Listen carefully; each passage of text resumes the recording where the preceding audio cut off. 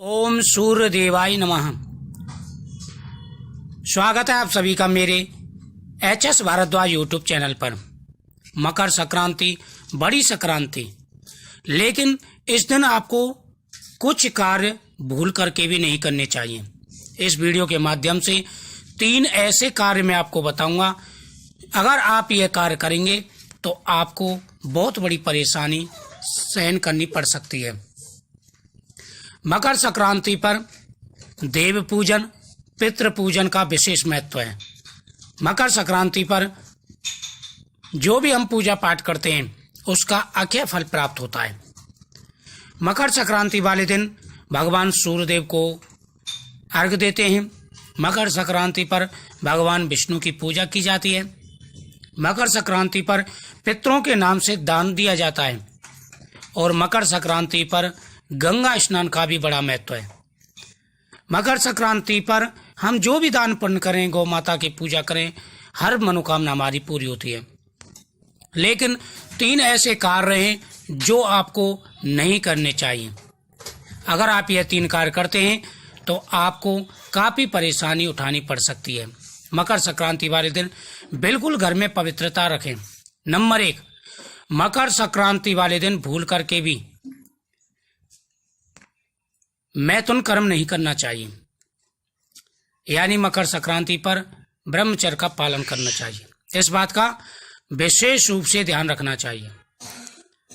Number 2, Makar Sankranti पर आप किसी का अपमान ना करें।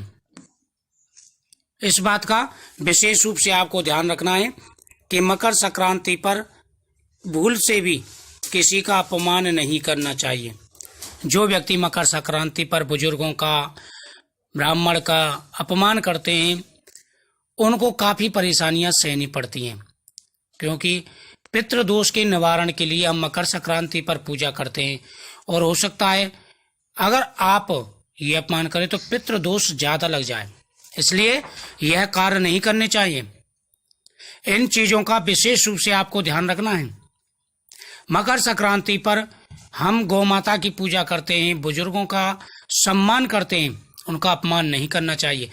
ब्राह्मण, वेद, गौ माता, देवता के प्रति आपको गलत शब्द का उच्चारण नहीं करना चाहिए।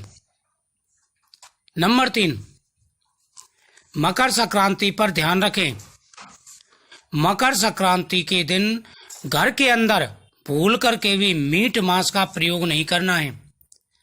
जो व्यक्ति मकर संक्रांति के दिन घर में मीट मांस का प्रयोग करते हैं, बहुत से घर होते हैं, तो उनको सावधान हो जाना चाहिए।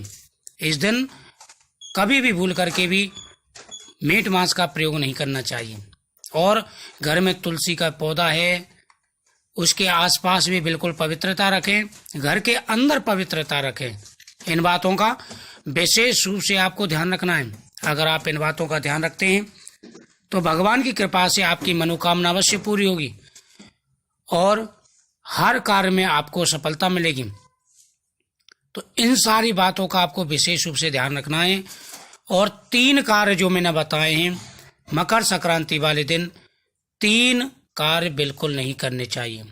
जो व्यक्ति इन 3 कार्यों को करता है अनेक प्रकार की परेशानियां सहनी पड़ती हैं।